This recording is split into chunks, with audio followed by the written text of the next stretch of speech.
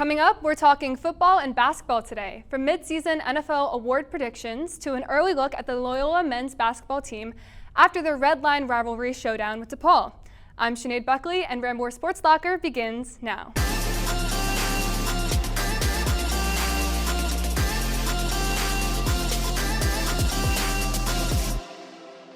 Well, this is my first time anchoring, and I'm so excited and even more excited to hear about what stories we have lined up for today's show. Let's look into our Loyola Sports Rambler Rundown of the Week with Yusuf, Shaikh. It's been an intense week for Loyola sports. The women's soccer team has had a dramatic weekend. Last Thursday, Loyola shattered Duke's solid home streak in a 2-1 victory, capturing the Ramblers' first Atlantic 10 road win. However, the good is weighed with the bad, as unfortunately the men's soccer team fell to VCU in a 3-0 loss. This week, our men's golf team placed 8th among 12 teams in the Flyer Invitational, with coach Peter Punet noting on the work to do for the next few months. On a more positive note, Loyola's cross-country teams placed 5th in the Elite Missouri Pre-National Invitational. Our teams pushed themselves through the 8-kilometer trail and delivered spectacular performances. Our women's volleyball team had a dramatic week as well. Last Friday, they earned their 4th win in a row against Davidson in a 3-1 victory. Unfortunately, this victory was short-lived as they fell to Davidson on Saturday. Our men's basketball team played by DePaul in an exhibition match Sunday, and Joe Mangold has more. That's all for a Rambler Rundown. For Rambler Sports Locker, I'm Yusuf, Shaikh. We are at Winchester Arena after a disappointing loss 92-90 in overtime as the DePaul Blue Demons beat the Loyola Ramblers. Here are your highlights. Loyola men's basketball officially starts November 3rd, but we still had a game to play before the season officially starts. In an unusual situation, the Red Line rivalry game became an exhibition match. Loyola Ramblers played the DePaul Blue Demons on Sunday, October 19th in Winchester Arena. Loyola fought hard but went on to lose the game 92-90 in overtime. There were some bright spots in the Ramblers as Justin Moore totaled 26 points, along with Miles Rubin and Joshua Ola-Joseph, both totaling 16 points each. Justin Moore shined after coming back from his brutal injury last season. So, how'd this team end up losing with such great stats? Well, when your team totals 38 fouls and going 24-32 in free throws, totaling a low 62.5%, especially when compared to DePaul going 34 for 50 or 68%. The Ramblers need to work on their foul trouble and slow start issues if they want to compete in the Atlantic 10.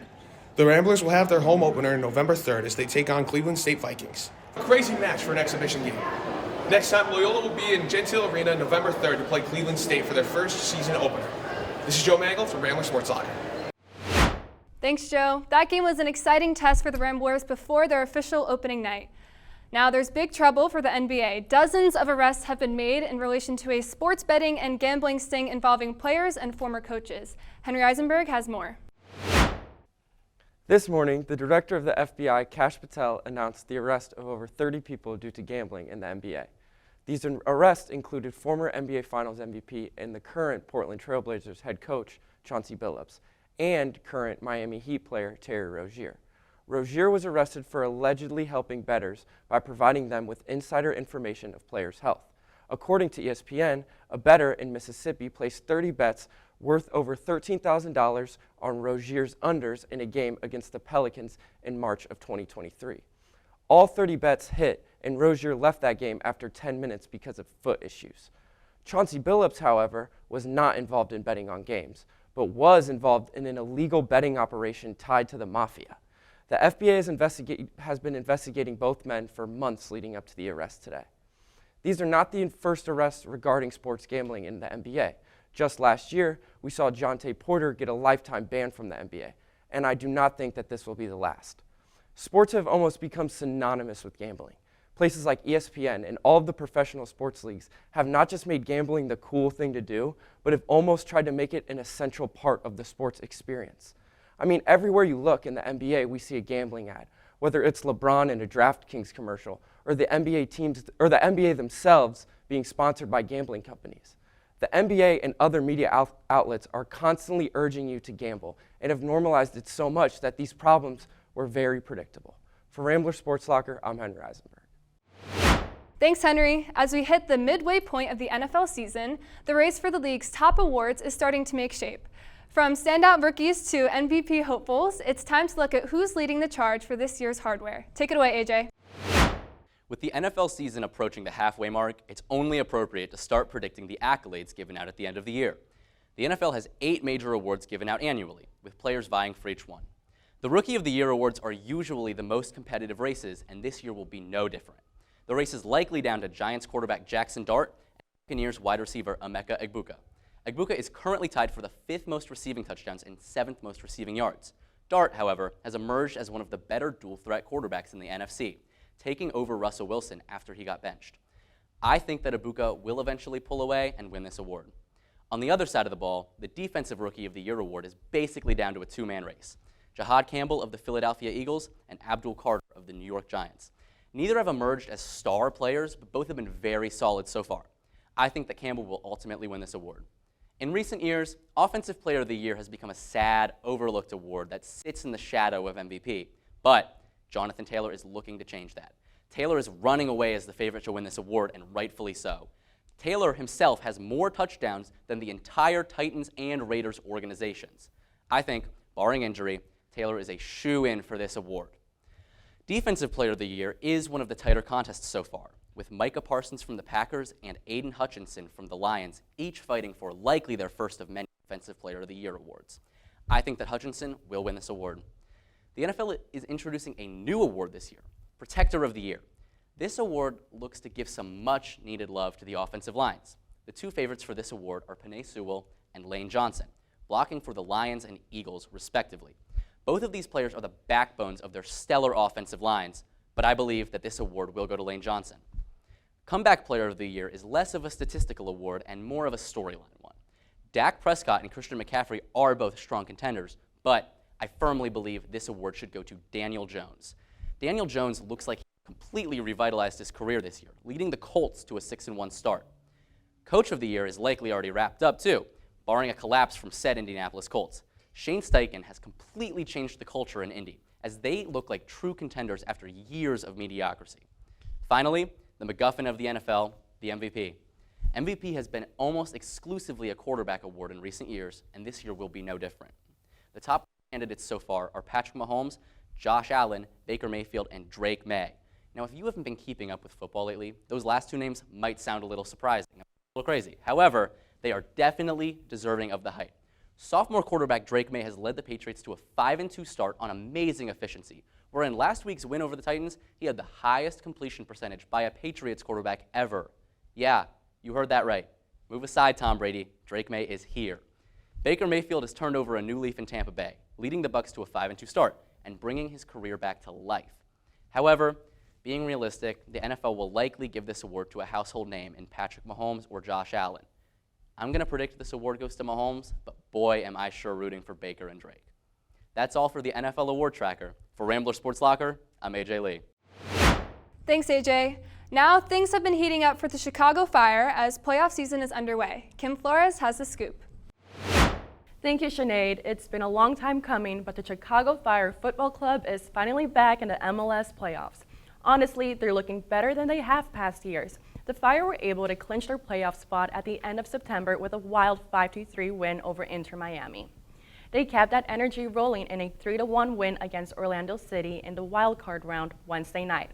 That's their first playoff win since 2009. So yes, it's been a hot minute. What's made the season so exciting is how explosive the Fire have been on offense. They've set new team records for goals and away wins. They finished the season with 68 goals in total. Hugo Kuipers, their Belgian forward, scored twice in that wild card match. Hometown hero Brian Gutierrez added one too, the team's first playoff goal in nearly a decade. It's not only just about stats. You can feel the team's identity shifting. There's a mix of experienced international talent along with young, homegrown players who really care about representing Chicago.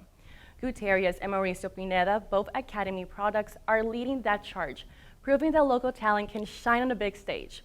Next up, the Fire will take on top-seeded Philadelphia Union, and it's going to be a tough matchup. But no matter what happens this season, already feels like a turning point. For the first time in years, fans are fired up again. For Rambler Sports Locker, I'm Kim Flores.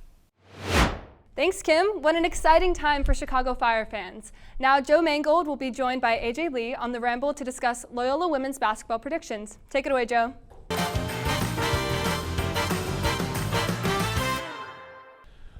Welcome back to the Ramble. I'm your host, Joe Mangold, and I'm with last week's winner, AJ Lee.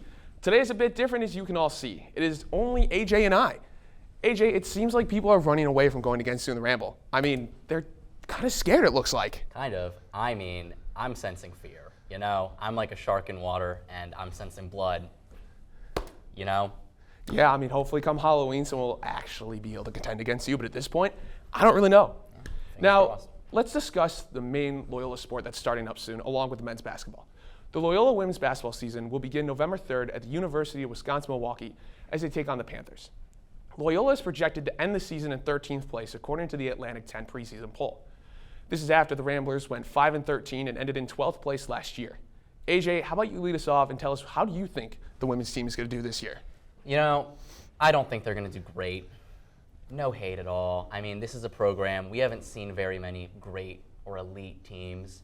I do think that a lot of people, including these A10 rankings, are a little low on them. I mean, they're ranked 13th out of 14th on the preseason poll. Now, oftentimes, these preseason polls aren't the most accurate, but still, it's not a good omen. I think that they're going to do a little better. I do think the issue is that they're playing in the A10. I mean, this is a good division. Oh, yeah. Let's be frank. Like, there's a ranked team already in Richmond. You can pencil in those games as losses. I mean, they have a lot of good teams. I mean, George Mason's good, Davidson's good, Dayton's a sleeper team. Rhode Island's going to be good this year, and I just think it's difficult to put Loyola in that tier. However, putting them second to last, I do think is a little disrespectful. I have them 9th on my rankings, right below VCU, St. Joseph, and St. Louis. So I think we're looking at a middle-of-the-pack team here. Nothing crazy, but nothing terrible. You know, honestly, I'm going to agree with you there. I mean, looking at our team, yeah, we're very young. From the looks of it, we're very heavy on the freshman and sophomore category. We got a few juniors and a few seniors. But I think with the coaching of our head coach, Allison Guth, we have a good chance to make it into, like, not the bottom, but I agree with you, kind of middle of the pack. I have us going 10th personally behind George Washington, Fordham, LaSalle, and St. Bonaventure. I still think we're not above SLU or Duquesne or VCU, but I think with this young team, we have enough upside to be able to contend. Now, let's move on to the other A10 teams. AJ, you're going to lead us off again. Is there any surprises in this preseason poll? You know, honestly, I think that there are. I think, obviously, you know, Richmond's a shoo-in for one. This is a team that's going to make the tournament. I mean, they did last year, and that's good for them from the A10, but, I mean, they have to represent. So that's a team that's great, elite. I mean, they have WNBA talent on that roster. I am a little surprised. VCU jumped up a lot. They finished 11th last year, and they're 7th now. I like the hype. I'm not totally sold. VCU for sure. A team I am high on, though, is Rhode Island. They are ranked 4th in this poll, and they jumped up from 7th from last year. I really like them. I think that they're going to be, you know, a sleeper team. I think that they're going to, you know, contend with Richmond a little bit. So that's a team to look out for. And the other team that I like is Dayton. Just great sports over there. So I think that they're always going to be competitive. So we'll see how it goes. But I mean, Richmond's Richmond. Richmond's going to be great. So yeah, Richmond consistently has become a threat in that women's team. I mean, we haven't seen it in the men's, but the women's, they're just a dominant force. I do agree with you. Rhode Island is going to be kind of interesting to see. From jumping from 7th to 4th is like kind of nuts. I mean, we even saw it in every other bracket or every other like preseason poll. No teams are jumping like this. Mm-hmm. The A10 is all over the place, and I kind of like it. VCU also finishing 11th and jumping up to 7th is going to be interesting. I will say, I do think UMass leaving the A10 is a huge implication on this. I don't think Rhode Island would have been this high up. I think Rhode Island would have probably been a little bit lower if it wasn't for UMass. I think UMass's team would have been great. I mean, congratulations on them leaving the A10. They got more competition. Not that we're bad competition, but where they're going isn't that bad either. But yeah, in all honesty, I do got to agree with you. VCU and Rhode Island are definitely teams to look out for. But I will say St. Joseph's will outdo Dayton. I like Dayton athletics, don't get me wrong. But as someone who has seen St. Joseph's time and time again become that sleeper dark horse, I got to say I think they're going to end up passing Dayton. I disagree with you. I mean, only time will tell, I guess. Maybe we can make a little friendly wager, but we'll see. I mean, yeah, as long as we don't do it like Portland, like the head coach. I mean, we can't do it that way. Obviously, we'll do it legally, logistically. My name is not Terry Rosie. I mean, yeah, great points today. Still a little weird doing this one-on-one, but I think it's a nice change of pace. Me too. Yeah, and our head-to-head matchup will come. Don't worry. We've been trying to get it together. The host, of course, going against arguably the best competitor so far. It's got to happen at some point. Now, thank you again, AJ, for joining us today. Now, let's alley-oop this one back to the anchors. What a great discussion. I'm rooting for Loyola basketball to have a great year. Well, that wraps up this episode of Rambler Sports Locker, and to stay up to date on all things Rambler Sports, be sure to follow us on X, TikTok, and Instagram at Loyola RSL, and subscribe to our YouTube channel. From all of us here at Rambler Sports Locker, I'm Sinead Buckley. We'll see you next week, and don't forget to turn off the lights.